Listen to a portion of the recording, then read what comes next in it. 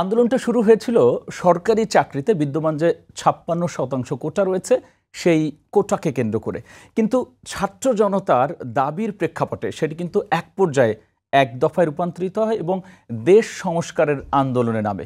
তবে এই আন্দোলনটা অর্থাৎ কোটাকে ঘিরে যে আন্দোলন, সেই শুরু থেকেই কিন্তু সরকারের রক্তচক্ষু উপেক্ষা করে, নানা বাধা বিপত্তি চ্যালেঞ্জ উপেক্ষা করে কিন্তু ছাত্ররা এগিয়ে যায় এবং সেই ছাত্র যখন এগিয়ে যাচ্ছিল তখন দাবিগুলো যেহেতু ছাত্র জনতা এবং সবার সাথেই সংশ্লিষ্ট ছিল এবং যেহেতু সরকার আন্দোলনের উপর এমনভাবে স্টিম রোলার চালানো শুরু করে, আমরা অনেক তাজা প্রাণ হারাই। তখন সেটি আসলে জনরোষে এবং ১৭ কোটি মানুষেরই আসলে একটা দাবিতে পরিবর্তিত হয় এবং সেই মানুষের আশা আকাঙ্ক্ষা নিয়ে তারা এগিয়ে যায়, এক পর্যায়ে তারা সফল হয়। কিন্তু দেশ সংস্কারের যে আন্দোলন সেটি কিন্তু খুব সহজেই আসলে সেই চ্যালেঞ্জ মোকাবেলা করে উঠে যাওয়াটা খুব সহজ নয়। যদিও এখনও ছাত্র জনতা যেই কাজগুলো করছে সবাই কিন্তু শিক্ষার্থীদের সাধুবাদ জানাচ্ছে। তবে এই আন্দোলনের পেছনে যারা জড়িত ছিলেন তাদের আসলে বাধাগুলো কী ছিল, বাবা মাকে তারা আসলে কিভাবে বুঝ দিয়েছিলেন, পথে প্রান্তরে যেভাবে ছাত্ররা আসলে নিহত হচ্ছিলেন সেই জায়গাটায় কিভাবে তাজা রক্ত ঢেলে দেওয়ার জন্য তারা সামনে এগুচ্ছিলেন, এই যে চ্যালেঞ্জগুলো, সেই চ্যালেঞ্জগুলোই নিয়ে আমরা আসলে আজকে এই আন্দোলনের সঙ্গে সংশ্লিষ্ট একজন অন্যতম আন্দোলনকারীকে পেয়েছি এবং তার কাছ থেকে আসলে আন্দোলনে যুক্ত হওয়া, আন্দোলনে তার উপর কি অত্যাচার নির্যাতন নেমে এসেছিল, কিভাবে তিনি আসলে সেগুলো মোকাবিলা করেছিলেন, সেই কথাগুলো শুনবো।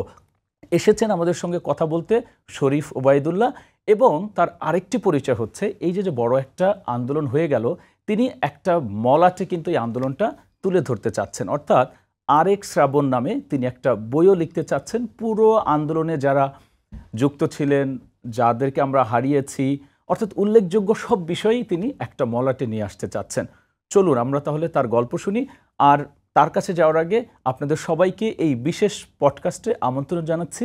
আমি গোলাম রাব্বি। চলুন তাহলে এই আন্দোলনে যুক্ত হয় এবং এখনও তাদের সামনে কী কী চ্যালেঞ্জ আছে সেগুলো তার কাছেই শুনি।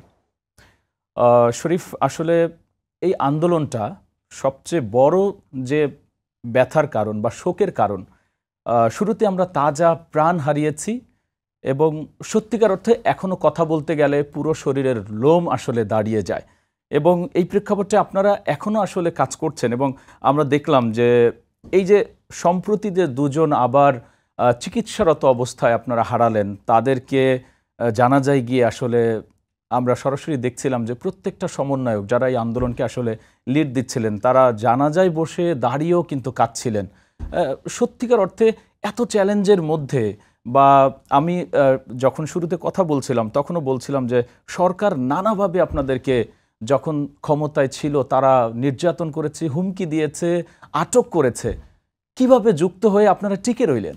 ধন্যবাদ আপনাকে। আমি প্রথমেই স্মরণ করছি সেই রংপুরের আবু সাঈদকে এবং সেই দিনের 14 তারিখে অর্থাৎ আমাদের নিহত যারা 7 জন শহীদ হয়েছিলেন তারা সহ শেষ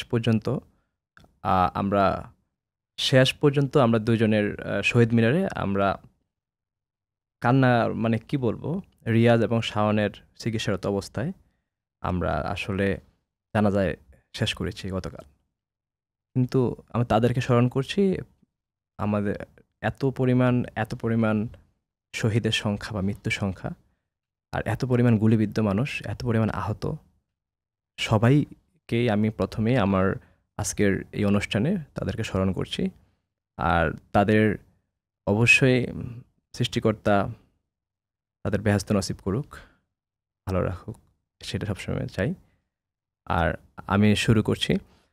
প্রথমে আন্দোলনটা আসলে মানে এমনভাবে ছিল, 2013 সালে আমি যখন ঢাকা বিশ্ববিদ্যালয়ে ভর্তি হয়েছিলাম তখন কিন্তু আন্দোলনের সূত্রপাত হয়েছিল কোটা নিয়ে প্রথম কথাবার্তা বলা। তখন আপনি জানেন এই সরকারের আমলে, বিশেষ করে গত সরকার যে গেল স্বৈর শাসকের আমলে, আন্দোলন করাটা কত কষ্ট ছিল। তখন আমার হল ছিল মহসিন হল।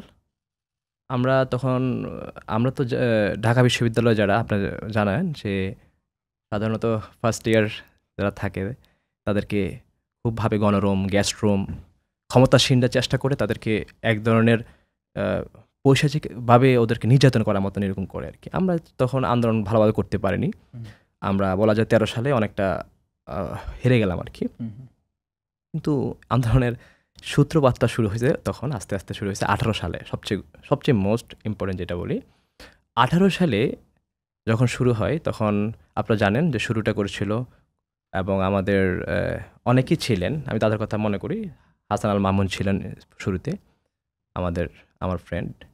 তারপরে যে আমার ইমিডিয়েট জুনিয়র আমার মহসিন হলের, আমরা যাকে চিনি সবাই, বিপি নূর অর্থাৎ নুরুল হক নূর ছিল। তারপরে রাশেদ ছিল, ফারুক ছিল, অনেকেই ছিল, আমি যাদের নাম না জানো অনেকের কথা, অনেকেই ছিল। তারা যে স্টাডিং ছিল তখনকার কথা। যদি আপনারা সবাই দেখছেন, এখনও হয়তো বা ইউটিউব বা ফেসবুকে দেখলেই বুঝবেন যে কী পরিমাণ অত্যাচার করা হয়েছে। আমার এখনও মনে পড়ে যে আমরা যখন হলে ছিলাম তখন 18 সালে, তখন আমার এভাবেই বলা হতো যে নুরুকে যখন মারতেছিল লাইব্রেরির সামনে, তখন বলা হচ্ছিল যে মানে আন্দোলন করে উৎসাহ সহকারে একটা মানুষকে যখন মারে, মানে একটা মানুষকে মারার পরে এত আনন্দ পায় মানুষ, মানে আমি আসলে সত্যি কথা বলতে আমি ছাত্রলীগকে না দেখলে আমি বুঝতাম না আমার ক্যাম্পাসে জীবনে। যদি বলি 18 সালের কথা বলছি আমি। তারপরে ডাকসু, আজকে যারা দেখছেন আপনারা, এই ডাকসু ভবন থেকে তখন আমাদের ওই জগন্নাথের একটা ছেলে এবি সোহেল ছিল। তারপরে আরও অনেককে ডাকসু থেকে ফেলে দেওয়া হয়েছিল। হাসান আল মামুনকে অত্যাচার করা হয়েছিল। তারপরে বিভিন্নভাবে মানে একটা মানুষকে শুধু যে মানে শারীরিক অত্যাচার তা না, মানসিকভাবে অনেক হয়রানি করা, জোর করে নিয়ে সামনে। সেক্ষেত্রে শরীফ, আপনি তো 2018 সালের কথা বলছিলেন। এই যে হল থেকে বা ইউনিভার্সিটি থেকে, কলেজ ক্যাম্পাস থেকেই তো এবারও আবার আন্দোলনের সূচনা। সেক্ষেত্রে তারা তো আরও শক্তিমান বা শক্তিধারী ছিল, কারণ অনেক বছর ধরে ক্ষমতায় তারা, হল নিয়ন্ত্রণ করছে। কিন্তু প্ল্যানগুলো আসলে কিভাবে সম্ভব করলেন? এবারও তো হল থেকে বা প্রতিষ্ঠানগুলো থেকেই ছাত্ররা বেরিয়ে আসলো। দেখুন 47 সাল, পাকিস্তানি আমল থেকে শুরু করি, 47 সাল থেকে 71 সময়টা কিন্তু অনেক দিন। আমরা একটা অর্থাৎ এই দেশের শত্রুকে আমরা হটিয়েছি বলা চলে। ঠিক আমাদের এই আন্দোলনটা এমনভাবে ছিল যেন আজকে যাদেরকে দেখতে পাচ্ছেন আপনি, নাহিদ, আসিফ, তারপর যারা আছে এখন শামসুমুখ, সাজিস, ওরা প্রত্যেকেই কিন্তু 2018 সালে আন্দোলনে মানে ওরা ছিল, তবে ওরা তখন জুনিয়র ছিল আর কি। কিন্তু ওরা পিছন থেকে সবসময় সামনে তখন ছিল, এখন ওরা লিড দিচ্ছে। কিন্তু ব্যাপারটা এমন ছিল, এটা হচ্ছে যে মেধার আন্দোলন, তো 56% কোটার আন্দোলন। আমরা আসলে যারা ঢাকা বিশ্ববিদ্যালয় বা আদার্স পাবলিক বিশ্ববিদ্যালয়ের শিক্ষার্থীরা বা জাতীয় বিশ্ববিদ্যালয় যারা আছেন, তাদের একটাই স্বপ্ন থাকে যে যদি কোনোভাবে একটা সরকারি চাকরি হয় তাহলে সংসারটা চলবে ভালো। আমরা অধিকাংশ মধ্যবিত্তর ফ্যামিলি, যেহেতু সবচেয়ে বড় কথা হচ্ছে সরকারি চাকরি দিয়ে তো আসলে দেশ গঠনের ভূমিকা অর্জন করে। সেখানে যদি কোটা থাকে, আর এটা আমরা মেনে নিতে পারি নাই, সেই জন্য আমরা আস্তে আস্তে চেষ্টা করছি আন্দোলন গোছানোর। ঠিক যখন এই যে 24 সালটা আসলো, আমি যদি শুরু করি, এই 24 সালের আন্দোলন এই স্পিরিটটা হওয়ার মূল কারণ হয়েছে যে আপনি জানেন যে 18 সালে প্রধানমন্ত্রী শেখ হাসিনা, সাবেক স্বৈরশাসক প্রধানমন্ত্রী শেখ হাসিনা সরাসরি সে সংসদে বলছে যে আমি কোটা চাই না বা লাগবে না, কোনো কোটাই দিলাম না। আর সে যেটা রাগ করে বলুক না, যে ভাবে সামাল দেখার বিষয় না, সে বলেছে মানে জাস্ট আইন, কারণ আইন তো আসলে সেই প্রয়োগ করে সব কিছুর, কখন কি হবে। তখন সেটা বলার পর সাথে সাথে হয়ে গেছে কোটা, আমরা মেনে নিচ্ছি সবাই, আমরা পরীক্ষা দিচ্ছি, সব কিছু হচ্ছে প্লাবেন। কিন্তু 24 সালে এসে আমরা দেখলাম যে একজন যারা কোটাদারি একজন, সে কি করেছে, হাইকোর্টে রিট নিয়ে তারপরে আবার সে পুনর্বহালের জন্য একটা মানে আবেদন পেয়েছে আর কি। মানে সেটার বাদ দেওয়ার জন্য হাইকোর্টে থেকে একটা, আপনারা দেখছেন যে একটা রুল জারি হলো, সব কিছু হলো, কিন্তু আমরা না মানে এটা মেনে নিতে পারি নাই। আমার এখনো মনে পড়ে, কিন্তু 2018 পরে আপনারা তো ভাবছেন যে কোটা নেই, সেক্ষেত্রে আবার 24-এ যখন আদালত থেকে ওই এটা আসলো, কিভাবে এক হয়ে গেলেন? কিভাবে না এক হওয়ার যে ব্যাপারটা, আমাদেরকে আমরা যদি বলি, আমরা শাহবাগে আন্দোলন করেছিলাম একদম ছোট ছোট করে, জুলাই মাস থেকে একদম শুরু থেকে জুন মাসে আন্দোলন হয়েছিল, ছোট ছোট করে শুরু হচ্ছিল। কিন্তু যখন 14 তারিখ, আপনি জানেন যে সাবেক প্রধানমন্ত্রী শেখ হাসিনা সে সংসদে যে চীন সফর থেকে যখন বাংলাদেশে আসছিলেন, তখন স্যার একটা কথা আমাদেরকে খুব বেশি আঘাত করেছে। এটা অনেক আগ থেকেই, কারণ সে আসলে এই দেশের মানুষদেরকে সবসময় রাজাকার বা একটা অন্য একটা ট্যাগ দিয়ে সবসময় সে না শুধু তার দলের প্রত্যেকে, আমরা যখন হলে আছিলাম প্রত্যেকে এরকম সে রাজাকার এটা সেটা বলতো, এই দেশটা কি রাজাকারের কিনা এসে। যখন সে আমাদেরকে রাজাকার শব্দটা, আমরা এই শাহবাগে বসেই কিন্তু রাজাকারদের বিরুদ্ধে আমরা আন্দোলন করেছিলাম, তো সেটা আমাদেরকে যখন বলে মেধাবী যারা তাদেরকে যখন বলে রাজাকারটা, তখন আর স্বাভাবিক থাকা যায় না। কারণ আমরা তো মেধার জন্য যুদ্ধ করেছি, আমরা তো ক্ষমতার জন্য যুদ্ধ করি নাই। আমরা মেধা চেয়েছি যে 56 কোটাটা সংস্কার হোক, আমরা সেটাই আন্দোলন ছিল আমাদের শুরু স্টার্টিংটা।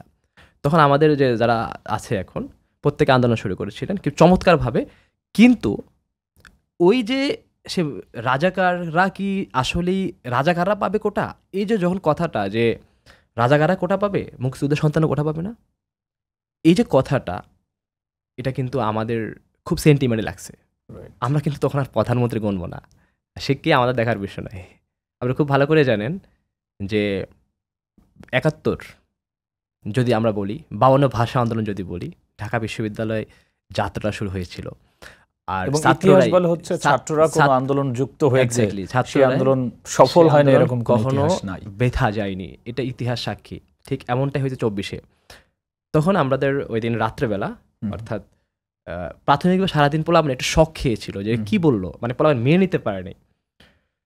তখন ওই দিন রাত্রেবেলা বিভিন্ন হলে মেয়েরা, তারপর হচ্ছে যে ছেলেদের বিভিন্ন হলে, প্রথমে জসীমউদ্দিন হল, আমার স্পষ্ট তথ্যগুলো মনে থাকার কারণ হলো কারণ আমি সেদিন থেকে এখন পর্যন্ত প্রতিটা ঘটনা আমি আমার বইতে লিপিবদ্ধ করেছি, একটা ঘটনা বাদ দিই। কারণ ইতিহাস এই দেশে বিকৃত হয়, অতীত ইতিহাস অনেক বিকৃত হয়ে গেছে, এই ইতিহাস যেন আর বিকৃত না হয় আমি একটাও কথা বাদ দিই। আপনার সামনের যে বইটা আসছে ওটা আরেক শ্রাবণে থাকবে? জি জি, সব কিছু লেখা আছে। ওই দিন রাত্রেবেলা জসীমউদ্দিন হল থেকে, তারপর হচ্ছে যে বঙ্গবন্ধু হল থেকে, তারপর বিভিন্ন হল থেকে যখন মিছিল দিয়ে আসছে, ঠিক ওই সময় মেয়েরাও কিন্তু হল ভেঙে বা হল গেট ভেঙে রোকেয়া হল, এবং অনেক গণমাধ্যমে এসেছে যে এবারের আন্দোলন আরেকটা কারণে ব্যতিক্রম, যে এবারের আন্দোলনে কিন্তু বহু সংখ্যক মানে মেয়েরা অংশ নিয়েছে, নারীরা অংশ নিয়েছে। দেখুন, নারীরা অংশগ্রহণ, এটা হচ্ছে যে আমি বলবো আমাদের জন্য নারীদের কিন্তু 10% কোটা ছিল, কিন্তু ওরা চায় নাই। রাইট, ওরা কোটা চাচ্ছে না, আপনি জোর করে দিচ্ছেন ওদেরকে, ব্যাপারটা এরকম ছিল। ওরা চাচ্ছে না, ওরা আমাদের ভাই, অর্থাৎ আমরা এতটা এক হয়ে গেছিলাম যে আমরা সবাই এক, কিন্তু সে এক না, মানে সে আমাদের কথা শুনবে বা এমন কিছুই না, পাত্তাই দিচ্ছে না। কিন্তু আমরা সবাই ছাত্ররা সবাই এক হয়ে গেছি। এক হয়ে যাওয়ার পরে আমরা যারা হচ্ছে যে আমাদের একটা ফেসবুকে আমরা তখন লেখালেখি শুরু করছি। ওই দিন থেকেই লেখালেখি শুরু, আন্দোলনের উৎপাত তো আরও বেশি শুরু হয়েছে 14 তারিখ থেকে। এরপরে তো আপনি জানেন যে ঢাকা বিশ্ববিদ্যালয়ে যখন হামলা হয়েছে পরের দিন, ছাত্রলীগের গুন্ডারা, আমরা টোকাই বলছি কারণ তারা আমাদের হলে, মানে প্রত্যেকটা ঢাকা বিশ্ববিদ্যালয় ক্যাম্পাসে হেলমেট পরিহিত, আপনি দেখছেন যে অনেকে পিস্তল ছিল হাতে। তারপর এরকম ঢাকা বিশ্ববিদ্যালয়ের ইতিহাসে এত জঘন্যতম আমরা আচরণ কখনো দেখিনি। পাকিস্তানে আমরা দেখেছিলাম, আর একটা দেখতে হয়েছে আমাদের এখন। ওই আন্দোলন, মানে ওই দিন মেয়েদের উপর যে নির্যাতন এবং আপনাদের অবজ্ঞা করা, এটি বোধহয় আপনাদেরকে মিলিত হওয়া বা জোটবদ্ধ হওয়া আমাদের বেশি সেদিন। এবং ওবায়দুল কাদের যখন বলছিলেন যে তাদেরকে প্রতিহত করার জন্য ছাত্রলীগ আছেন, এ কথা বলছে। আর ছাত্রলীগের প্রেসিডেন্ট যখন বলছেন সাদ্দাম যে আমরা ওদেরকে কিভাবে প্রতিহত করতে হয় এটা আমরা জানি, এই কথাগুলোর বলার পরপরই কিন্তু আমাদের উপর অত্যাচার শুরু হয়েছে। মেয়েদের উপর গায়ে হাত দেওয়া, ভাড়া করে এনে মেয়েদের গায়ে হাত দেওয়া, ঢাকা বিশ্ববিদ্যালয়ের শিক্ষার্থীদের উপর হাত দেওয়া, এটা তো এত সহজে মেনে নেওয়ার কথা না। আপনি দেখছেন সাথে সাথে প্রাইভেট বিশ্ববিদ্যালয়ের শিক্ষার্থী নেমে গেছে। ওরা কি চাকরি চাইছে প্রাইভেট বিশ্ববিদ্যালয়ের শিক্ষার্থীরা কি সরকারি চাকরিতে ওরা কি চিন্তা করে কখনো? বেশি একটা করেই না। ওরা শুধুমাত্র সেন্টিমেন্ট, আমাদের শিক্ষার্থীদের হাত তুলছে, ওরা নেমে গেছে রাস্তায়। রাইট। আবার একই সাথে দেখা যায় কোটা তো আপনার হচ্ছে ইউনিভার্সিটিগামী ছাত্রদের বেশি দরকার হয়, কিন্তু এখানে আমরা দেখলাম কলেজ, এক পর্যায়ে কিন্তু প্রাইমারি স্কুলের ছেলেমেয়েরা এবং ছোট ছোট বাচ্চারাও যুক্ত হয়ে গেছে। দেখুন, অর্থাৎ দিন শেষে আপনারা যেটি বলছিলেন যে সেন্টিমেন্ট আসলে বড় ভূমিকা রেখেছে। সেন্টিমেন্ট। এখন আপনি দেখেন এইচএসসি পরীক্ষা চলছে, 24-এর বেসের পরীক্ষার্থীরা অনেকেই নিহত হয়েছে, অনেকে আহত, গুলিবিদ্ধ। পরীক্ষার্থী কেন নামবে? তার পরীক্ষা চলাকালীন অবস্থা সে নামলো কেন? তার কারণ একটাই, ওই যে সেন্টিমেন্ট। আমরা সবাই একটা। এবং অনেক কলেজের স্টুডেন্টরা তো বলছিলেন যে এই যারা হত্যা করেছে, যারা আমাদের থেকে চলে গেছেন, তাদের বিচার না হওয়া পর্যন্ত জড়িতদের, তারা পরীক্ষায়ও বসবেন না। হ্যাঁ, এবং তখন কিন্তু আন্দোলনের একেবারে আপনারা চূড়ান্ত পর্যায়ে আছেন। ওরা এখনো ওরা বলছে যে আমি যেমন আপনি জানেন যে গতকাল যেটা রেসিডেন্সিয়ালের যে ফায়াজের যে এখানে বসার কথা ওখানে লেখা আছে যে ফায়াজ অনুপস্থিত বা নাই, নিহত, আর বাকি সবাই পরীক্ষা দিচ্ছে। পরীক্ষাতে যারা দিয়েছে আমি খোঁজ নিয়েছিলাম, অনেকের হাত কাঁপছে, লিখতে পারে নাই। স্বাভাবিক এটা, কারণ পাশে তার বন্ধু, সে আর দুনিয়াতে তাকে আর দেখবে না কখনো, শহীদ, সে এখন আর নাই। মানে এই ব্যাপারটা যদি একটা সুস্থ মানুষ মানে কখনো নিতে পারবে না, যদি অসুস্থ হয়, সাইকো হয়, তার কাছে কোনো ব্যাপার না।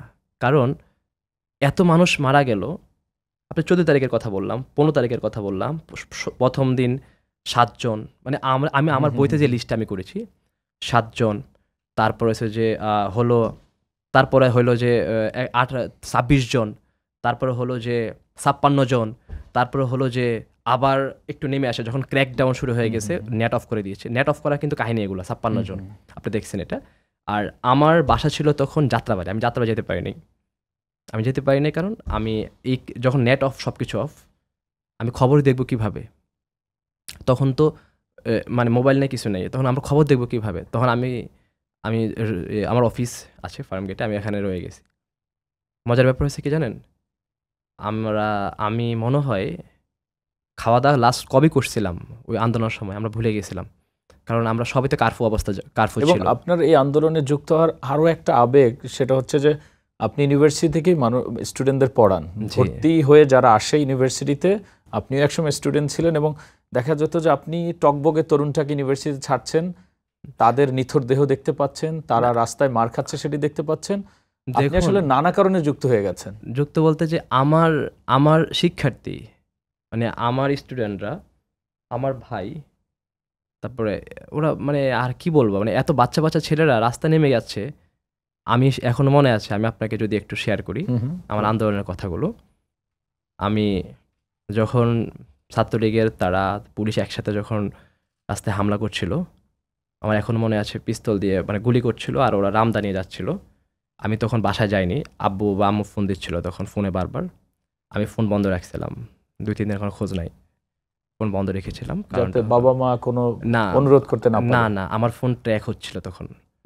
আমার এই যে শুরু হয়েছে আমার ফোন ট্র্যাক করা, আমাকে মানে একজন কোথায় যাচ্ছেন, কি করছেন, হ্যাঁ, ডিজিএফের উদ্ধার কর্মকর্তা আমাকে জাস্ট জানাইছে, একজন আমাদের পরিচিত ঢাকা ইউনিভার্সিটি, এই জন্য আমার জানাইছে যে দেখুন তোমাকে ট্র্যাক করা হচ্ছে, তুমি চাইলে একটু নিরাপদ, মানে আমাদের যারা শুভাকাঙ্ক্ষী আছেন। আমার এই জিনিসটা, মানে আমরা যেমন অনেকে হচ্ছে দূর থেকে বাসায় বসেও ভয় পাচ্ছি, এরকম হয়েছে, অনেকে যেতে চাচ্ছে, কিন্তু এই যে হামলা মামলা বা হচ্ছে নিজের ওই হৃদয়ে বা হার্টের শক্তিটা নাই। আপনারা এরকম সরাসরি হুমকি ধামকি পাওয়ার পরেও মানে এত শক্ত থাকলেন কিভাবে? আমার মানে আমার রক্তের যারা, আমার কাছের যারা, আমি এই যে আপনি আর আমি বসছি একসাথে, আমি যদি দেখি যে আপনি নাই, তা আমি বসে থাকবো? তাহলে আমি মানুষ না, তো আমি তো বসে থাকি। আমি যদি রাস্তায় না নামি, তাহলে আমি মানুষের মধ্যেই পড়ি না। পৃথিবীতে বাঁচবো কয়দিন? ইতিহাস হয়ে থাকতে হবে। ইতিহাস যদি না হয়ে থাকে, তাহলে এই দুনিয়া রেখে লাভ কি? পরে কি করলেন? মানে সে তো হুমকি দিল। হ্যাঁ, হুমকি দিল। তারপরে আমার এখনো মনে আছে স্পষ্টভাবে, আমি ছাত্রলীগের মিছিলের ভিতরে ঢুকছিলাম। দেখেন, আমার কৌশলগুলো আমি যদি বলি, আমি ওদের মিছিলে বা ইয়াতে ঢুকছিলাম, আমি জাতীয় পতাকা ছিল আমার মাথায়, আমি এটা লুকিয়ে রাখছিলাম, কারণ জাতীয় পতাকা দেখলে মাথায় তখন ভাববে আন্দোলনকারী। হ্যাঁ, মানে ওরা খুব মারে, জাতীয় পতাকা দেখলেই মারতো, জাতীয় পতাকা দেখলে রামদা দিয়ে কোপাইতো একদম স্পষ্টভাবে। আমার সামনে কয়েকজন ছিল, জাতীয় পতাকা ছিল, ওদের আমার সামনে মারছে, কিন্তু আমি কিছু করতে পারি নাই। কারণ একটা, আমি যদি এখন কিছু করে ফেলি, তাহলে সামনে যারা আছেন, আমি তো ওদের ভিতরে আস্তে আস্তে ঢুকে গেছি, তাহলে আমাকে আরও সামনে অগ্রসর হতে হবে। সামনে অগ্রসর হয়ে, কারণ সামনে যারা আছে আমাকে চিনে, মানে এভাবে করে ওদের মধ্য থেকে তারপর আমি সামনে আগাইছি। আর এটা হচ্ছে যে একদিন, আরেকদিন আমার এখনো মনে আছে, আমার লুঙ্গি পরে গলায় গামছা দিয়ে, মানে ওই একটা মুহূর্ত আমার এখনো মনে আছে। এটা মানে ওই মুহূর্তগুলা, লুঙ্গি পরে গলায় গামছা দিয়ে আমি তারপরে হাঁটতে, তখন ওই মুহূর্তে নামছি, এবং সাথে আমার কাছে ওই একটা ঝুড়ির মতন একটা ছিল। আমি বুঝাইতে চাচ্ছি যে আমি আসলে একটা হকার, মানে কৌশলগুলো আমি আপনাকে যেটা বলছি কৌশলগুলো, কারণ হচ্ছে আমাকে নামতে হবে আর আমার মোবাইল সাথে নাই, কিছু সাথে ছিল না তখন। কিন্তু এই জায়গাটা মোবাইল তো ছিল না। সবাই অনেকেই এটা নিয়ে কথা বলেছে এবং জানতে চেয়েছে যে সেই সময় নেট নাই, আপনারা মোবাইল ইউজ করতে পারছেন না, কমিউনিকেটটা কিভাবে করতেন? এই যে আমাদের যারা সমন্বয়ক ছিল, যারা আন্দোলনকারীরা, তারা বলে দিছে যে তাদেরকে যখন গ্রেফতার করা হলো, আপনি দেখছেন যে গ্রেফতার করার সময় আমাদের আরেকটা যে টিম ছিল, রিশাদ কি জানি রিফাত আসছিল, তারপরে আবু বাকের, হান্নান সহ যারা ছিল, আপনি দেখছেন মহিন, ওরা প্রত্যেকে কিন্তু প্ল্যান বি, অর্থাৎ আমাদের পরবর্তী যে টিম ওরা রেডি হয়ে গেছে, যখন সার্জিস, হাসনাত, তারপরে হচ্ছে যে আসিফ, তারপরে নাহিদ সহ যারা, অর্থাৎ আমাদের এই প্রত্যেকটা যখন গ্রেফতার করা হয়েছে 6 জনকে, তখন ওরা কিন্তু প্ল্যান রেডি হয়ে গেছে। ওই মুহূর্তের ঘটনা যদি বলি, মানে যখন ওরা বিবৃতি দিচ্ছিল, দেখেন মিডিয়ার কথা যদি আমি বলি স্পষ্টভাবে, মিডিয়া আসলে আমাদের ওই মুহূর্তটা সাপোর্ট দিতে পারেনি ওরা। আমি কেন বলছি, কারণ এই সরকার যখন ক্ষমতায় আসছিল তখন সাথে সাথে কিছু মিডিয়া বন্ধ করে দিয়েছে। কেন বন্ধ করছে? তার দেখছে যে এগুলা তাদের শত্রু হবে বা তাদের সত্যটা তুলে ধরবে, এই জন্য তখন সে সাথে সাথে মিডিয়াগুলো ক্যাপচার শুরু করেছে। এখন এক ধরনের মিডিয়াগুলোর উপর সে এক ধরনের আক্রমণ, মানে আক্রোশ চালানো শুরু করলো। যেমন আমি কয়েকটা মিডিয়ার সাথে যদি খোঁজ নিয়েছি আমি পরবর্তীতে, যে ভাই মানে ওরা মিডিয়াতে লিখতেছে যেটা, সেটা হচ্ছে যে ওরা বিবৃতি দিয়েছে ডিবি অফিস থেকে যে আন্দোলন বন্ধ করার জন্য। আপনারা দেখেছেন যে এটা পরবর্তীতে প্রমাণ হয়েছে যে পুরাটাই মিথ্যা ছিল, মানে জোর করে গান সামনে রেখে এরকম একটা অবস্থা তৈরি করে। আপনি জানেন যে ডিবি অফিসে কি করা হয়, কিন্তু মিডিয়া তখন সব জায়গায় স্কিপ দিয়ে দিচ্ছিল। স্কিপ দিবে না, শরীর শাসককে টিকে থাকার জন্য শুধু মিডিয়া কেন, আমার ছোট ছোট 4 বছর 5 বছরের যে বাচ্চাগুলো গুলি করে মেরে ফেললো একটার পর একটা। এটার জন্য যারা এই ছোট্ট বাচ্চার গায়ে গুলি করতে পারে, বাচ্চাকে গুলি করে মেরে ফেলতে পারে, মিডিয়া যে ওরা গুলি করে মেরে ফেলে নেই আপনাদেরকে, বা যারা মিডিয়া চালাচ্ছিলেন তাদেরকে যে গুলি করে মেরে ফেলা হয় নাই, আমি এখন শুকরিয়া আদায় করছি। কিন্তু সবাই প্রত্যেকে চাপে ছিল, আমরা এখন বুঝতেছি। কিন্তু যারা চাপের ঊর্ধ্বে গিয়ে কাজ করেছেন, আমি তাদেরকে ধন্যবাদ দিব, কারণ তারা ওই মুহূর্তটা অবশ্যই কোনো না কোনো প্রেশারে ছিল, তারপরে কাজ করে চেষ্টা করেছেন ছাত্রদের সাথে থাকার জন্য।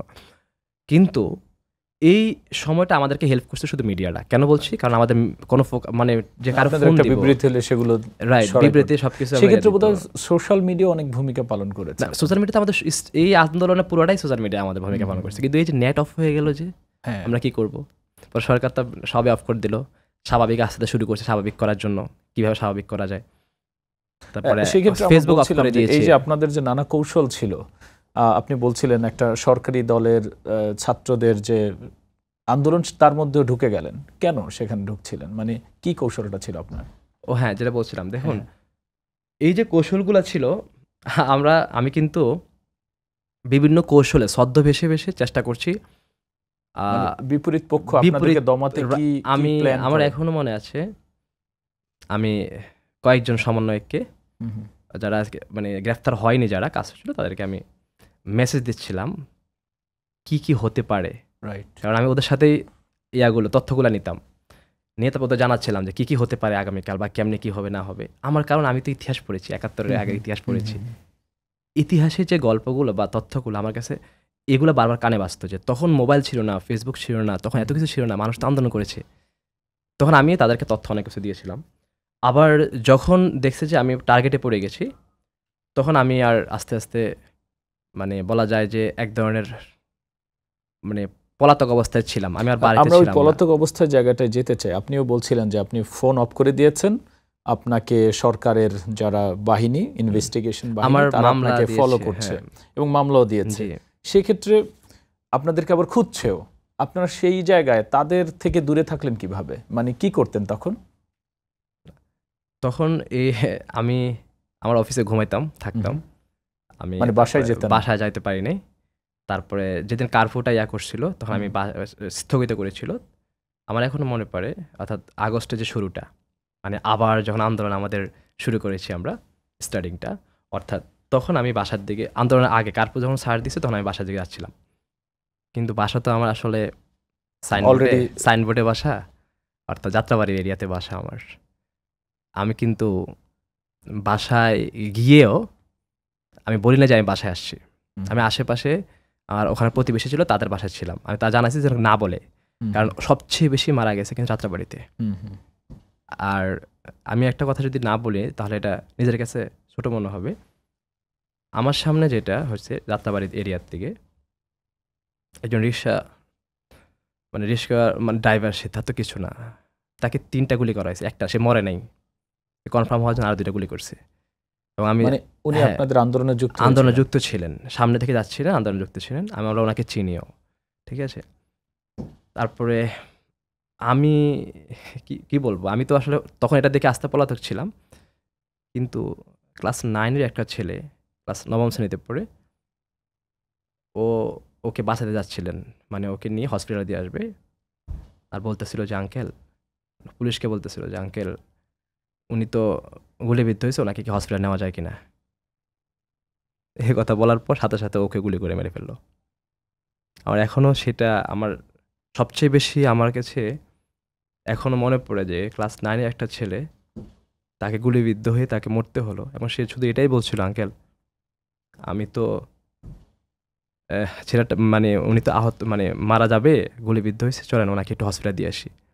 পুলিশকে এভাবে বলছিলেন, কিন্তু পুলিশ শোনেনি, গুলি করছে। শুধু তাই না, যখন আমার বাসায় কাজ করতেলো একটা ছেলে, ও বিয়ে করেছিলেন একটা এতিম একটা মেয়েকে, কিন্তু নাম হচ্ছে ফয়েজ আর কি। ও ফয়েজ সাইনবোর্ড দিয়ে যাচ্ছিলেন, কাজ করে যাচ্ছিলেন মূলত, এটাই সারাদিন, কারণ তার বউ অপেক্ষা করে তার জন্য, কারণ এতিম মেয়েটা কেউ নেই পৃথিবীতে, একটা বাচ্চা আছে শুধু 2 বছরের, এতিম থেকেই বিয়ে করেছে। কিন্তু এই ফয়েজকে গুলি করে মারতে হলো, একটা না 3টা গুলি করেছে। কি করবে ফয়েজের স্ত্রী, কি করবে? আমার তো তার বাচ্চার দিকে তাকে, শুধু বাচ্চা শুধু বসে আছে, শুধু বলছে বাবা আসবে কখন, চকলেট খাবো কখন, বাবা চকলেট নিয়ে আসে। ওই দিন আর বাবা আসেনি রাত্রের বেলা, বাবা আর ওই দিন রাতের বেলা আর আসেনি, কারণ ওই দিন অবস্থাটা এমন ছিল। আমি পরে ফয়েজের স্ত্রীকে বুঝাইলাম, আমার তো কেউ নেই পৃথিবীতে, এই মানুষটাই ছিল, আমি বাচ্চাটা দিয়ে কী করবো, কেমনে কী করবো। এই এই ফয়েজের স্ত্রীর ঘটনা। আর তারপর আমি আর কি করব, ফয়েজকে নিয়ে ঢাকা মেডিকেলে আনার ব্যবস্থা করা হয়েছে। ঢাকা মেডিকেলে বলল যে আপনি কি নিয়ে যাবেন নাকি আপনি পোস্টমার্টেম করবেন। যদি পোস্টমার্টেম করেন তাহলে আপনার দেরি হবে লাশটা নিতে, কারণ আমাদের সিরিয়াল অনেক পোস্টমার্টম হচ্ছে, তারা পোস্টমার্টম করা ছাড়া দিবে না। কিন্তু আমরা বললাম পোস্টমার্টম করা লাগবে না, আমাদের শুধু লাশটা দেন।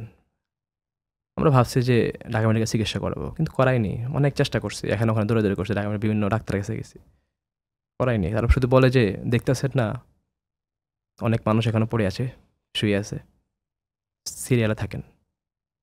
সেদিনের কথা আমার কাছে মনে হয় আমি কোনো মানুষের পর্যায়ে পড়ি না, নিজের কাছে এতটা অপদার্থ মনে হয়েছিল। ফয়েজের স্ত্রী, ফয়েজকে নিয়ে অনেক দৌড়াদৌড়ি অনেক করলাম, লাস্ট পর্যন্ত ফয়েজ সামনে মারা গেল। ওখানে হসপিটালে আনা পর্যন্ত ঠিক ছিল। আর হসপিটালের কাহিনী যদি না বলি, আনা পর্যন্ত কোনো অ্যাম্বুলেন্স আসে না, কোনো অ্যাম্বুলেন্স ফোনে ধরে না, কোনো অ্যাম্বুলেন্স যায় না, আসে না। পরে সিএনজি, একটা সিএনজি ড্রাইভার বা সিএনজিকে বলেছি, কাজই হয় না। পরে অনেক কষ্টে রিক্সা করে, সাইনবোর্ড তো সামনে দিয়ে আসা যায় নাই, পরে ভিতর দিয়ে তারপরে কষ্ট করে ঢাকা মেডিকেলে আনা হয়েছে। অনেক কষ্ট হয়েছে, কিন্তু আনতে আনতে প্রতি জায়গায় চেক করছে আমাদেরকে যে এখনো মরে নাই, কই নিয়ে যাচ্ছিস, এই টাইপের কত শব্দ ইউজ করা। আমরা যেতে যেতেই ফয়েজ অর্ধেক শেষ। যাওয়ার পরে যখন দেখলাম ঢাকা মেডিকেলের তখনকার সময়টা, আমাদের ভাগ্য ভালো, একজন পরিচিত ছিল, তিনি বলছেন দেখেন ভাই, আমি আপনাকে সুপারিশ করে দিই যে পোস্টমর্টম ছাড়া নিতে পারবেন, এটা পরিপারিশ করে দিই। তখন অনেক দৌড়াদৌড়ি করার পর এই সুপারিশের জন্য লাগছে আমাদের 3 ঘন্টা। মানে এমনিতেই তো আপনার একটা খারাপ পরিস্থিতির মধ্যে যাচ্ছেন, এমনি খারাপ এবং পরিস্থিতি আসলে কথাও টানাটা খুব কষ্টকর। আমিও শুনতে না আসলে মানে টাফ লাগতেছিল আমার, কারণ আপনারও চোখ ছলছল করছে, বলাটা অনেক না টাফ বুঝছি। আসলে সেই ক্ষেত্রে আসলে তখনও তো আপনাদের মানে বুঝতেছেন না যে আসলে কি হবে। না আমরা তখনও বুঝতে পারি না যে দেশে আসলে কি হবে, কারণ মুহূর্তটা এমন ছিল তখন যে সবাই নেমে গেছে রাস্তায়। ছাত্র কেন, সবাই নেমে গেছে। কিসের ছাত্র? যার ফ্যামিলিতে একজন মারা গেছে তার বাচ্চা তার বউ রাস্তায় নেমে গেছে। যার ফ্যামিলিতে একজন মারা গেছে সে মাথা ঠিক নেই, সে রাস্তায় নেমে গেছে। মানুষ তখন ভাবছে আমার হারানোর কি আছে। হারানোর কি আছে? কিচ্ছু নেই। একটা মা বাচ্চার জন্য পিঠা নিয়ে আসছে, বাচ্চার জন্য পিঠা নিয়ে আসছে, এসে দেখে তার বাচ্চা মাই নিহত। দেখতে আসছে কলেজে, এসে দেখে তার বাচ্চা আর নেই পৃথিবীতে। পিঠাটা কে খাবে? খাবে কে? কার জন্য এটা? আর তিনি বা কি কারণে বেঁচে থাকবেন? তিনি বেঁচে থাকবেন কি নিয়ে? সারা জীবন এই কান্নার ভার, এই কষ্টের ভার কি আমি আপনি নিতে পারবো? এত সহজ? এবং তার উপর আবার এগুলো নিয়ে মিথ্যাচার হচ্ছিল তখন এগুলো নিয়ে বিবৃত। তারপরে আবার যখন আমাদের আবু সাইদ সহ অনেকে যখন বুক পেতে দিচ্ছিলেন গুলির সামনে, তখন তৎকালীন তথ্যমন্ত্রী ছিলেন আরাফাত সাহেব, উনি বলছেন যে আমাদের শিক্ষার্থী নাকি ড্রাঙ্ক, এই জন্য তারা এত সাহস পায়।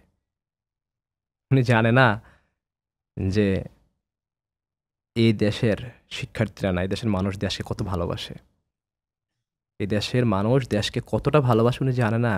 যদি জানতো তাহলে ওনারা আসলে এত বড় কথা বলতো না, আর এত কোটি কোটি টাকা দেশ থেকে পাচার করতো না। আমি মনে করি ওনারা পাকিস্তানিদের চেয়েও কম না ছিল তৎকালীন সময়ে। সেক্ষেত্রে এই তথ্যগুলোই আপনি বইতে, আপনার বইয়ের প্রসঙ্গে যদি আসে, ওগুলোই থাকছে এখানে। আমার বইতে আমি শিওর যে আমার বই যদি কেউ পড়ে তাহলে সে চোখের পানি তার পড়বে। কারণ ঘটনাগুলো আমি আমি যেটা প্রত্যক্ষদর্শী যেটা ছিলাম আর প্রত্যক্ষদর্শী ঘটনা আমি যদি আপনাকে বলি। এবং আপনি বলতেছিলেন যে এই স্টোরিটা যখন আপনি লিখতে যান প্রতি রাতেই আপনার কান্না চলে আসে এবং কাঁদেন, তারপরে আবার আমি লাস্ট কবে ঘুমাইছি আমি জানি না। মানে ওই গল্পগুলো আপনাকে ট্রমাটাইজ করে আমাকে ফেলেছে। পুরোটাই আমাকে অসুস্থ বানিয়ে দিয়েছে, ট্রমাটাইজ। আমি তখন সমানাতে জানাইছিলাম যে ব্যাপারটা যে এরকম আমি আর পারতেছি না এই পরিস্থিতিতে। কারণ আমি হচ্ছে একজন আগে থেকে যেহেতু লেখালেখি করি, চিন্তা করলাম যে এই মানুষগুলো আমি যদি আপনাকে বলি, দেখুন পরিবারের একমাত্র উপার্জন বিবাহ বার্ষিকী হবে আজকে, বিয়ে বার্ষিকী অনুষ্ঠান সব রেডি করছে, স্ত্রী বসে আছে, তার স্বামী আসবে আজকে, তাকে সারপ্রাইজ দিবে।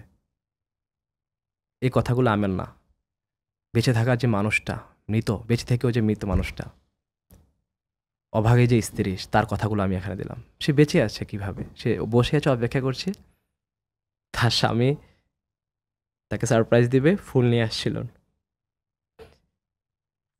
আসছিলেন, কিন্তু সারপ্রাইজ আর দেওয়া হয়নি। ফুলসহ গুলিবিদ্ধ অবস্থায় রাস্তায় পড়েছিল। গুলিবিদ্ধ অবস্থায় ফুলসহ রাস্তায় পড়েছিল। ওই গল্পটা যখন আমি লিখি নিজের কাছে, আসলে তখন আমি কোনোভাবেই প্রমাণ করতে পারি না যে আমি ওদেরকে কীভাবে ছেড়ে দিব, ওদেরকে যারা এই কাজটা করলো, মানে কীভাবে ছাড়বো আমি তাদেরকে। আসলে দেখুন কি দোষ, বিবাহবার্ষিকী পালন করতে আসছে, ও তো আন্দোলনে যায়নি, অফিস থেকে যাচ্ছিলেন সারপ্রাইজ দিবে, মেরে ফেললেন তাকে মেরে ফেললেন এভাবে। বাচ্চারা খেলাধুলা করছিল ছাদের উপরে, বাচ্চারা যদি খেলাধুলা করবে, ছোট্ট বাচ্চা কি বোঝে আপনার রাজনীতির, তাকে উপর থেকে গুলি করে মেরে ফেললেন। তার নিজের বাসায়, নিজের ছাদে, নিজের ঘরে আপনি তাকে মেরে ফেললেন। আপনি কিভাবে ভাবেন আপনারা সৃষ্টিকর্তা নেই, উনি আছেন তো। এবং আমার এই ছোট্ট বোনটা, ও কি অপরাধ করেছে? যে রিয়া, যে আহনাফ, ভাই একটা মানুষকে মারতে কয়টা গুলি লাগে? আমার কথা হলো এটা, ছোট ছোট বাচ্চাগুলো কতগুলো জর্জরিত গুলিবিদ্ধ হয়েছে। আর শুধু তাই না, আপনি জানেন যে সাংবাদিক একজন আছেন প্রিয়, এবং অনেক সাংবাদিক মারা গেছেন। দেখুন, সাংবাদিকদের কথাগুলো যদি আমি বলি, লিখলাম আমি অনেকক্ষণ, কথাও দেখছি। ছোট্ট একটা বাচ্চা কোলের মধ্যে ছিল সাংবাদিক প্রিয়র। এই বাচ্চা একমাত্র তার বাবার অপেক্ষা। বাবাকে সায়েন্স ল্যাবে আপনারা মেরে ফেলছেন, ঠিক আছে, কিন্তু হসপিটালে যে দিলেন না তো। দিলে কি হতো? খুব বেশি ক্ষতি হতো আপনাদের। যেতে দেননি হসপিটালে, চিকিৎসা করাই দেননি। আপনি রাতের অন্ধকারে গিয়ে যে তুলে নিয়ে আসলেন, এনে যে শুধু তাই না, এভাবেই থেমে থাকেনি তো। আপনারা ভাবছেন যে গুলি করছে শুধু এভাবেই থেমে থাকছে? না, সারাদিন শেষে যখন রাত হয় প্রত্যেকের বাসা টহল দেয়, রাস্তা ঠকঠক করছে আর জিজ্ঞেস করছে ছাত্র আছে কি। কোনো ছাত্র বাসা নাই, সবাই পলাতক অবস্থা ছিল বিভিন্ন জায়গায়, নিয়ে রিমান্ডে নির্যাতন। আমার স্পষ্ট এখন আমার বইতে বলা আছে 4-5 দিন ওদেরকে বিভিন্ন জায়গায় রেখে দিয়েছে, রেখে নির্যাতন করছে, আর লড়তে পারেনি। তো ভয়ঙ্কর নির্যাতন কোনো মানুষ করে না, এটা প্রাণী ছাড়া। আপনার কি মনে হয় যে যারা নির্যাতনের শিকার হয়েছে, বা আপনি আবার একটা স্বেচ্ছাসেবী যারা হচ্ছে বাবা মা নেই সেরকম ছোট ছোট বাচ্চাদের নিয়েও কাজ করেন, তারাও বলছিলেন যে আন্দোলনে আসছে। আমরা এই আয়োজনের আগে শুনছিলাম আপনার সাথে, অনেকের খোঁজ মিলছে না এখনো। আমি ঢাকা বিশ্ববিদ্যালয়ে যখন পড়ি তখন থেকে আমি ঢাকা বিশ্ববিদ্যালয়ে যে পথ শিশু আছে, সুবিধা বঞ্চিত যারা, আমি তাদের নিয়ে কাজ করছি। দেখুন, আমাদের পথ শিশুরা কত অবহেলিত। তখনই আমাদের একটা মেয়েকে তখন তুলে নিয়ে গেছিল সরকার, তখন এই সরকার দলীয় একজন তুলে নিয়ে তাকে চেষ্টা করছিল একটা মেয়েকে দেশের বাইরে পাচার করে কি করবে সেটা। যাই হোক, এটা আমরা উদ্ধার করেছি, পরে প্রমাণ পেয়েছি। এই বাচ্চাগুলো পড়াশোনা করাই আমি ভাই, ওরা নৈতিকতা শেখাচ্ছি আমি। কিন্তু এই বাচ্চাগুলোকে আপনারা ওই দিন ওরা রাস্তা নেমেছে, ওরা জানে না, ওরা কি বলে জানেন? আমাকে যারা পড়ায়, আমাদের শিক্ষকরা, আমার ভার্সিটির ভাইদেরকে হামলা করছে, আমরা ছেড়ে দিব না। ওরা পথে থাকে, রাস্তায় থাকে, ওদের রাস্তায় থাকতে দিল না। ওদেরকে প্রচণ্ড পরিমাণ নির্যাতন করা হয়েছে, রাস্তায় তুলে দিয়েছে। ওরা কোথায় যাবে ভাই? ওদের তো ঘর নাই, ওদের তো বাড়ি নাই। আপনি কারফিউ দিয়েছেন, আপনি এসিতে আছেন, খাওয়া দাওয়া আপনার সব কিছু ঘরে আছে। কিন্তু আমার এই বাচ্চাগুলো, পথ শিশুগুলো, প্রায় সারা বাংলাদেশে 5,000 বাচ্চা আমার এখন আমি মধ্যে আছে। আমার এই বাচ্চাগুলোর কী হবে? ওই দিন আপনারা ঢাকা শহর থাকতে দেন না ওদেরকে, ওরা কী করবে?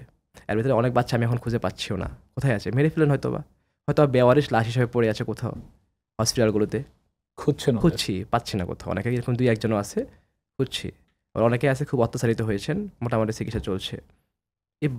এটা পথ শিশু আপনার পথের কাঁটা হিসেবে দাঁড়াইছিল? একটা বাচ্চাকে এভাবে, গল্প যদি বলি না, গল্প না, এগুলো আসলে ভাই মানে এতটা আমাকে কষ্ট দিচ্ছে প্রতিনিয়ত। কারণ আমি তো বইটা লিখতেছি, কারণ প্রত্যেকটার ঘটনাগুলো আমাকে লিপিবদ্ধ করতে হচ্ছে। এবং আর এই ঘটনাগুলোর সাক্ষী হিসাবে নিজেকে এখনও এতটা ট্রমাটাইজ হচ্ছে, মনে হচ্ছে বাকি জীবন কীভাবে পার করব। আমি এই যে কান্নার রোল, এই যে স্বপ্নগুলো ভেঙে গেল, চোখগুলো অন্ধ হয়ে যাচ্ছে গেল, এই যে একটা পা নাই, একটা হাত নাই। আপনি দেখেছেন একজন হাত নেই, একটা শিক্ষার্থী, অল্প বয়স্ক একটা শিক্ষার্থী, সে বলছে যদি প্রয়োজন হয় দেশের জন্য তাহলে আরেকটা হাত দিয়ে দিব। আমরা দেশকে এত ভালোবাসি, আর সেই দেশটাই আমরা আজকে স্বাধীন করেছি তাদের বিনিময়, তাদের রক্তের বিনিময়, এবং তাদের চোখ হারানোর বিনিময়। তাদের হাত পা অনেকের হারিয়ে গেছে, অনেকে জীবনে কখনো 2 চোখ দেখবে না, পৃথিবী দেখবে না, দেশ স্বাধীন হয়েছে সে আলো দেখবে না কখনো। ওরা জানবেই না স্বাধীন এত সুন্দর একটা দেশটা আমরা সংস্কার করতেছি এখন। শুধু মেধা সংস্কার থেকে আজকে আমরা দেশ সংস্কারের পথে আগাচ্ছি, ওরা দেখবেই না কখনো। আর সেই মানুষগুলোর সাথে বা মানুষগুলোর আমরা কি জবাব দিব? সেই মানুষগুলোর চোখে, সেই মানুষগুলোর সামনে আমরা কিভাবে সামনের পথ আগাবো? শ্রমিকরা তাদের একটা শ্রমিকের কারণে একটা সংসার চলছে। আমার সে শ্রমিকগুলো যে অধিকাংশ অনেক শ্রমিক মারা গেল, ওরা কি ওদের অধিকার চায়নি তো? ওরা ওরা হয়তো ওদের কাজে যাচ্ছিল বা বৈষম্য আন্দোলনে বিরোধী যুক্ত ছাত্র হচ্ছে। আন্দোলন, ছাত্রদের একটা আন্দোলন চলছে। আমাদের শ্রমিকরা কাজে যাচ্ছে, কেউ আবার আন্দোলন নেমেছে, স্বতঃস্ফূর্তভাবে আন্দোলন নেমেছে অনেকে। সবশেষে সবাই আসলে আপনাদের সবাই সাথে সংহতি সবাই প্রকাশ সংহতি করেছে। প্রকাশ করছে, কিন্তু কতগুলো শ্রমিক মারা গেল। ইতিমধ্যে আমি অনেকগুলো শ্রমিকের বাসা হয়ে গেছি, কারণ একমাত্র উপার্জন হলো সেই কি দেখলেন শ্রমিকটা। তাদের পরিবারগুলোর এখন? তাদের পরিবারগুলো আসলে ইতিমধ্যে আমি কয়েকজনের সহযোগিতায়, বিশেষ করে ছাত্রদের অনেকের সহযোগিতা পাইছি। তারপরে আমি যদি বলি, এবং বইয়ের সবচেয়ে বড় কথা, আপনার পাশাপাশি আমিও গণমাধ্যমে খেয়াল করছি, দেখছি, নিজেও শোনার ট্রাই করছি, অনেকে কিন্তু এখন সহায়তাও চান না। তাদের বুকের মানে পাটা এত শক্ত হয়ে গেছে, তারা বলে আপনি এই 2 লাখ, 10 লাখ, 5 লাখ বা একটা টাকা সহায়তা করলেন, কিন্তু আমি কি তাকে ফিরে পাবো? এই জায়গাটায় আসলে কি গল্পগুলো মানে কি হবে আসলে? আমরা তাকে টাকা দেইনি। যেমন ফয়েজের কথা যেটা বলছিলাম আমি, ফয়েজের স্ত্রীকে একটা ঘর, একটা ব্যবস্থা করে দিয়েছে কোথাও এক জায়গায় স্থায়ীভাবে। কারণ ফয়েজের তো স্ত্রী থাকার কোথাও কিচ্ছু নেই, এক জায়গায় বাসা ভাড়া ছিল, এতিম, আর থাকার মতো কিছু কিনবে সেরকম পরিস্থিতি ছিল না, একটা ব্যবস্থা করে দিয়েছি। আর একটা সেলাই মেশিন বা কর্মসংস্থানের জন্য এরকম ব্যবস্থা করে দিয়েছি আমরা। আর আপনারা জানেন যে বিভিন্নভাবে কিন্তু অনেকে, সহায়তার চেয়ে সবচেয়ে বড় কথা, তারা যেই জায়গাটা হারিয়েছেন ওই জায়গা থেকে শক্ত না করার এটা জন্য তো তাদের অনেক অনেক টাফ। এত সহজ, এত সহজ। কারণ আমরা আমরা অনেকে, এটাও দেখেছি যে আপনারা গেছেন। একজন স্বৈর শাসক যদি বলে যে সে 50-49 বছরের সুখ এখনো ভুলতে পারে না সে, আমরা, আমার ভাইয়ের, তার পরিবারের তাজা যে মানুষটা একমাত্র উপার্জন ছিল, তার সুখ সে এত সহজে ভুলে যাবে? তার তার রক্তের সাথে আমরা এত সহজে বেমানি করব? আমরা, এটা কখনোই সম্ভব না ভাই। আর আমাদের এখনো, আমরা কতজন নিহত হয়েছে এখনো আমরা সঠিকটা পাচ্ছি না আমরা। কারণ ওই যে আপনাকে বললাম, হসপিটালে যারা করেনি, অর্থাৎ যারা হসপিটালে এসে যে হসপিটাল নেওয়ার পরে অনেকে লিস্ট করেনি।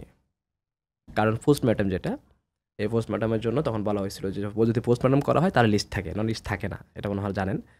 তখন আমরা লিস্টের যারা করেনি সেটা তো আছেই, তার মধ্যে বেশিরভাগই তো পোস্টমর্টম হয়নি। রাইট, বেশিরভাগই পোস্টমর্টম হয়নি, তাদের লিস্ট তো হসপিটালে নাই। অনেক সময় জোর করে করেনি, অনেক সময় পরিবারগুলো ভাবছে করে আমি কি করব, যে নিজেরা নিয়ে গেছেন। আমি যখন লিখতেছি, যখন শহীদের সংখ্যার তথ্যগুলো লিখছি, তখন আমি দেখলাম যে যে লিস্টটা দিয়েছে সরকারি বা বিভিন্ন জায়গা থেকে, সংস্থা থেকে আসে, অনেকের সাথে মানে আমার সাথে অনেকটা মিল নাই।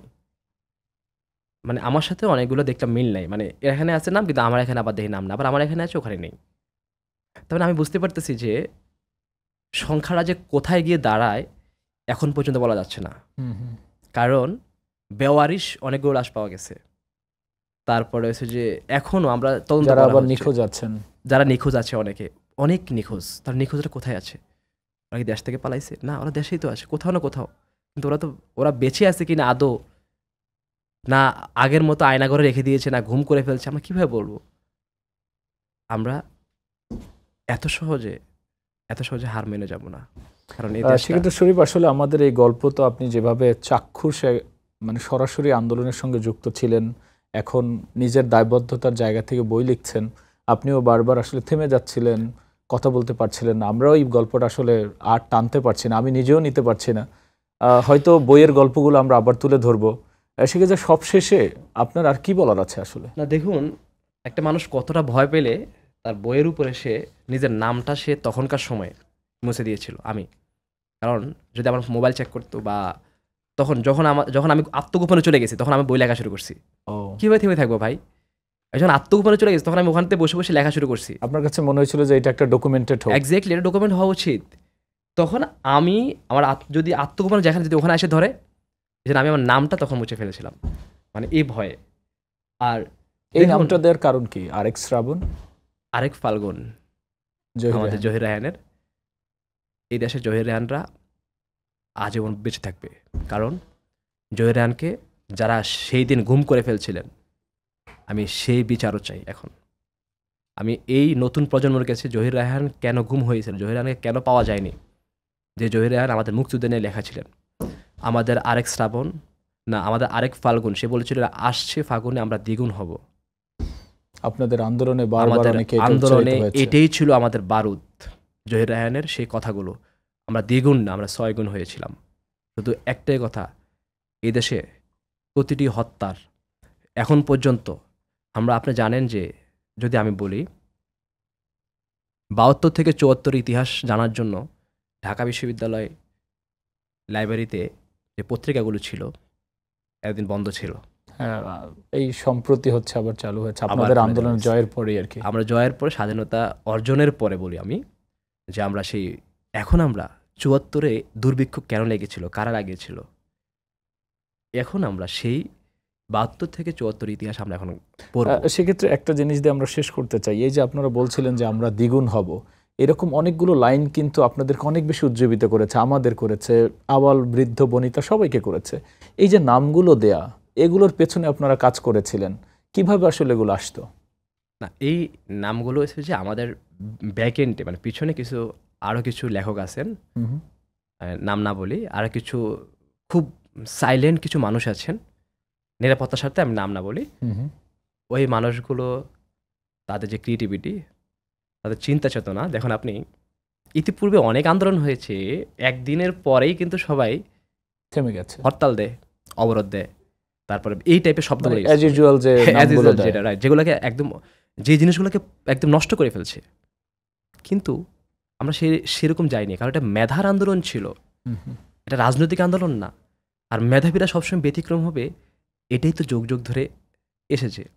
তখন আমরা কি করলাম, আমরা সাথে সাথে এই যে নামগুলো যে আপনারা দেখছেন যে বাংলা ব্লকেট, তারপরে কমপ্লিট শাটডাউন, যেদিন কমপ্লিট শাটডাউন হয়েছে ওই দিন কিন্তু আমার স্পষ্ট লেখা এখনও মনে আছে, ওই দিন কিন্তু পরিবহন শ্রমিক মালিকরা বা সবাই অনেকে বলছিলেন গাড়ি চলবে, ঠিক আগের মতো কথা সুর, গাড়ি চলবে, ট্রেন চলবে, সব চলবে। সকাল থেকে একটা পিঁপড়ো বাইর হয়নি, কারণ এটা ছাত্রদের আন্দোলন ছিল, এটা কোনো রাজনৈতিক না, এটা দেশের জন্য, দেশের মেধার জন্য আন্দোলন, এবং আমার ভাইয়ের শহীদের রক্তের বদলা নেওয়ার আন্দোলন ছিল এটা। এটা স্পষ্ট ওই দিন থেকে আর প্রকাশিত। তারপরে অনেকে তারা দেখছেন যে আর তাদের আগের যত কৌশল, গ্রেফতার, মেরে ফেলা, হুঙ্কার দেওয়া, তারপর আবার কারফিউ দেওয়া, আপনি কখনো দেখেছেন যে কারফিউ কখন দেওয়া হয়? যখন মানুষ আইসিইউতে থাকে, মানে একটা দেশ যখন আইসিইউতে, তখন কারফিউ দেওয়া হয়। আমার কাছে মনে হচ্ছে যে আমাদের দেশ আইসিইউ চলে গেছে, তখন সরকার হাতে কারফিউ দিয়েছে। তখনও চাইলে কিন্তু সে নেগোসিয়েশন করতে পারতো ছাত্রদের সাথে, 9 দফা নিয়ে কথা বলতে পারতো আমাদের, কিন্তু কথা বলে নিত। সে কিন্তু 9 দফা নিয়ে কথা বলেনি, কারণ ওই যে পৃথিবীর প্রত্যেকটা যুগে যুগে যারা স্বৈরশাসক ছিল, স্বৈরশাসকরা সবসময় এমনই হয়, কারণ তারা কখনো কারো কথা মতকে গুরুত্ব দিতে চায় না, তারা যেটা মনে করে নিচে সেটাই। শরীফ ওবায়দুল্লাহ, আপনাকে অসংখ্য ধন্যবাদ আমাদের সঙ্গে এই আয়োজনে যুক্ত হওয়ার জন্য। কিন্তু আসলে আমি এই কারণে থামাচ্ছি যে এই গল্প আমাদের চলবে, আপনার বই নিয়েও আমরা সামনে গল্প করব। আর আসলে আপনি যেহেতু এই ট্রমার মধ্যে দিয়ে অনেকদিন যাচ্ছেন এবং ভাবছেন যে এটা নিয়ে আরও কিছু করবেন, আমরাও আপনাদের সেই জায়গাটায় থাকব, পেছনে সামনে। সবচেয়ে বড় কথা হচ্ছে ছাত্র জনতার যে দাবি, সেই দাবিটা এখন আসলে দেশ সংস্কারে শেষ হয়েছে। আপনার প্রতি অনেক বেশি কৃতজ্ঞতা যে অবস্থায় এসে আমাদেরকে সময় দিয়েছেন। আমার এই বইটা, আমি যত আহত হয়েছে, যত নিহত হয়েছে, যত পরিবার আহত নিহত, প্রত্যেকের পরিবারকে আমি এটা সম্পূর্ণভাবে আমার পক্ষ থেকে গিফট হিসেবে দেওয়া হবে আর কি, মানে সম্পূর্ণ ফ্রিতে দেওয়া হবে প্রত্যেকটা পরিবারকে, কারণ ওই পরিবারটা, তার স্মৃতিটা থাকবে এবং আন্দোলনের শুরু থেকে শেষ পর্যন্ত, এবং কোথায় কত তারিখে তার সন্তানটা মারা গেছে বা তার একমাত্র উপার্জন যে সে মারা গেছেন, সেটাতে দেখতে পারি, বইতে স্মৃতি হিসেবে থাকবে। আমি আমার এটুকু সামান্য একটু কন্ট্রিবিউট যদি আমি থাকতে পারি, ইতিহাসের একটা অংশে থাকতে পারি, আমি নিজের কাছে গর্ববোধ করব। শরীফ, অসংখ্য ধন্যবাদ। আসলে আমাদের এই আয়োজনটি এই জায়গাটায় শেষ হয়তো হবে না, কারণ তারা অনেক দিন ধরে অনেক ত্যাগ তিতিক্ষা, এবং আমরা শুরুতে মাঝখানে সবসময় বলেছিলাম যে তারা আসলে বারবার থেমে যাচ্ছিলেন কথা বলতে গিয়ে, এবং এই শরীফরা আসলে বেঁচে থাকবে, আমরা তাদেরকে বাঁচিয়ে রাখব। এবং এখন যেই দেশ সংস্কারের কাজে তারা হাত দিয়েছেন, কেউ রাস্তা পরিষ্কার করছেন, রাস্তায় ট্রাফিকের দায়িত্ব পালন করছেন, কেউ আবার বাসায় বসে শরীফের মতো বই লিখছেন, আবার রাস্তায় ডাকের প্রয়োজন হলে সেখানে আসছেন, কেউ এখন সরকারের উপদেষ্টা হিসেবেও ভূমিকা রাখছেন। আমরা যেন তাদের ঠিক আগে যদি কেউ পাশে নাও থাকে, এখন যেন ঠিক তাদের কনস্ট্রাকটিভ ক্রিটিসিজম যেটাকে বলে, তারা কিন্তু বারবার বলছেন যে আমাদের ভুল হতেই পারে, সেই জায়গাটায় যেন আমরা তাদের পাশে থাকি এবং তাদের যদি ছোটোখাটো ভুল হয় সেগুলো যেন খুব সুন্দর করে শুধরে দিয়ে আসলে তারা যেই দেশ সংস্কারে নেমেছেন সেই জায়গাটা যেন তাদের আরও একটা উচ্চ স্থানে নিয়ে যেতে পারি, সেই প্রতিজ্ঞাটা আমরা এই আয়োজন থেকে করতে চাই। এবং এই গল্পগুলো শোনা এই কারণে যে এই ইতিহাসটা যেন সামনে যারা ক্ষমতায় বসবেন, ক্ষমতায় থাকবেন, তারা যেন আসলে ছাত্র জনতার দাবিগুলো সত্যিকার অর্থেই শোনেন। কারো যেন আবার রাস্তায় প্রাণ দিতে না হয়, আবার রাস্তায় ফেলে দিয়ে এসে দেশ সংস্কারের গল্প যেন বলতে না হয়, আর যেন কারো মায়ের বা ভাইয়ের বুক যেন খালি না হয়, কারো বোনের যেন হারিয়ে যাওয়ার গল্প এভাবে না বলতে হয়। সেই সংস্কারের পথের যে যাত্রাটা আমরা শুরু করেছি সেটি যেন চলমান থাকে। আমাদের সঙ্গে থাকার জন্য অসংখ্য ধন্যবাদ।